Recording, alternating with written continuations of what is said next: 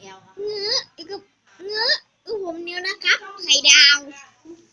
วันนี้ผมจะมาตัวใหญ่อ่ะรู้สึกหอมน่าอร่อยนี่รู้สึกเหมือนข้าวคลุกกะปิกับไก่อยากกินใช่ไหมไอ้อยากกินมั่งผมกินก่อนเฮ้เอ้ยอะไรเนี่ยน้ำไฟไปแบบตัวไม่ตัวเป็นจักราด้วยล่ะโอ้โหจักราต้องรีบไปดูซะแล้วโขนสัตว์หายสนุกโอ้โหเฮ้ยจักราหายเอาจักราหายไปไหนแล้วเอ้ยจักราหายจักราบินไปตรงนั้นแล้วอุ้ยจักราหายไปแล้วโอ้กลับมาที่เดิมเอ้ยการกินเศษอาหาร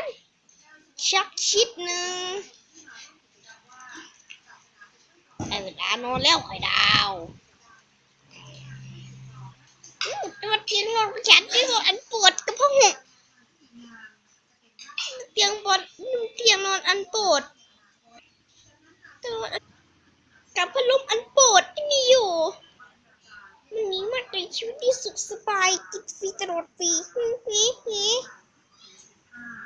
บอกอะไรเนี่ยจากนอนแล้วจะนอนแล้วดื้อบาย